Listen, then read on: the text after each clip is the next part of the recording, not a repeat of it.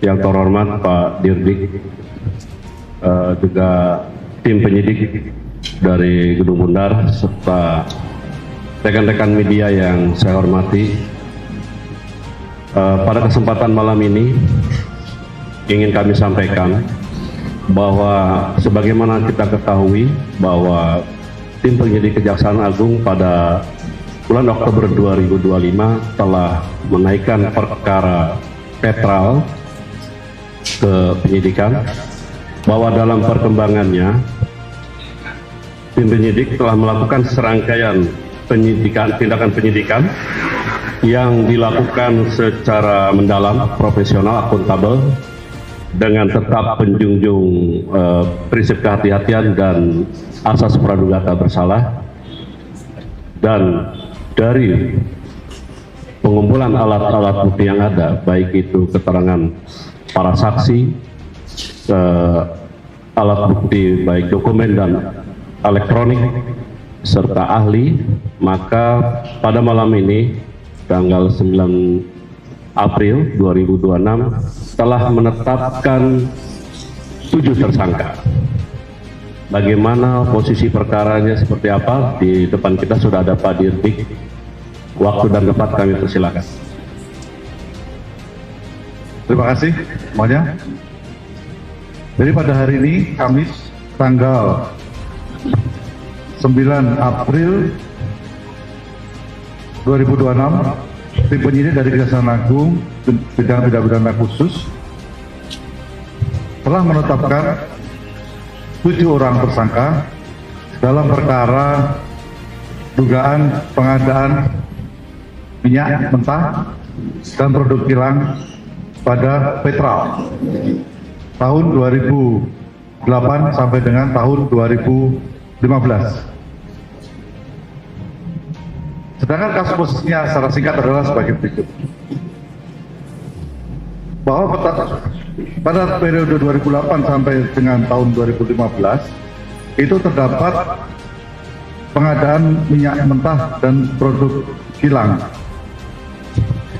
Dan tim penyidik menemukan fakta perbuatan terdapat kebocoran informasi-informasi rahasia internal PES atau Petral Energy Services terkait mengenai kebutuhan minyak mentah dan gasolin serta informasi lainnya yang dilakukan oleh salah satu tersangka.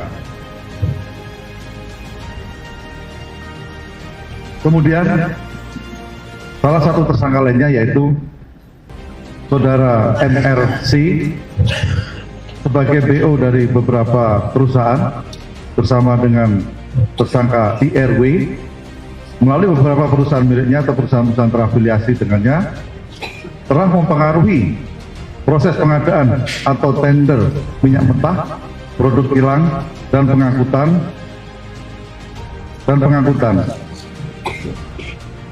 Jadi pada intinya, Saudara MRC melalui Saudara IRW melakukan komunikasi dengan pejabat pengadaan baik di Petral maupun di Pertamina, antara lain dengan Saudara tersangka BPG, Saudara IRW, Saudara MLY, dan Saudara TFK.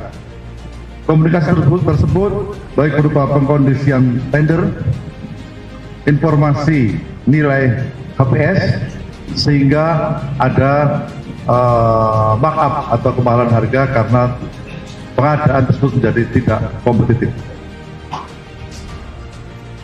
Bahwa untuk mengakomodir kepentingan Saudara MRC dan Saudara IRW, pada bulan Juni tahun 2012, Saudara BBG, Saudara AGS, dan NRD serta MLY mengeluarkan pedoman yang bertentangan dengan risalah rapat direksi PT Pertamina.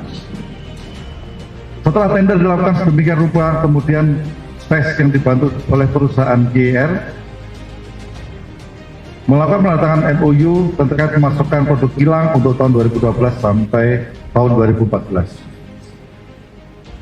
Proses tender atau pengadaan minyak mentah dan produk kilang tersebut menyebabkan rantai pasokan yang lebih panjang dan harga yang lebih tinggi, terutama untuk produk gasolin 88 atau kita kenal dengan premium 88 dan gasolin 92, sehingga menimbulkan kerugian bagi PT Pertamina.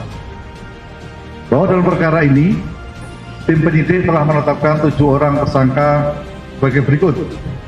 Yang pertama, saudara BBG, menjabat selaku manajer niaga Direktorat Pemasaran dan Niaga di PT Pertamina. Kemudian saudara AGS yang menjabat selaku Head of Trading Pertamina Energy Services atau PES tahun 2012 sampai 2014. Saudara MLY menjabat selaku Senior Trader Petral tahun 2009 sampai tahun 2015. Kemudian saudara NRD, kemudian saudara TFK yang menjabat selaku VP NRD dan TFK menjabat selaku VP ISC pada PT Pertamina.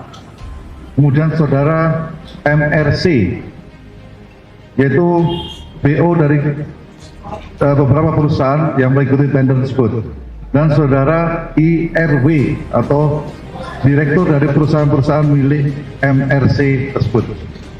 Bahwa para tersangka disangka melanggar pasal 603 dan subsidiar pasal 3 Undang-Undang Pemberantasan Tindak Pidana Korupsi.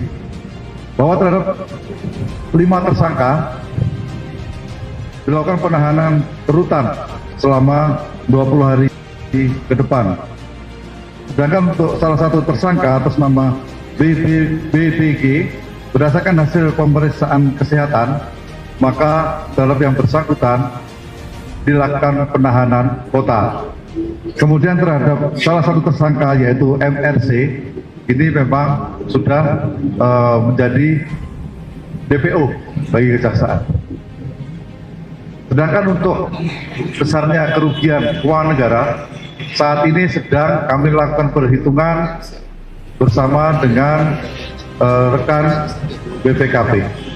Setelah saya itu bisa saya sampaikan. Terima kasih, saya kembalikan kepada Pak Kapus Penkum. Baik, dan perlu kami tegaskan bahwa entitas Petral ini sekitar bulan Mei 2015 telah dibubarkan, sehingga peristiwa yang menjadi objek proses hukum ini tidak terkait dengan korporasi yang saat ini. Dan pada saat penetapan tersangka, dari 7 tersangka semua sudah tidak menjabat dalam korporasi saat ini.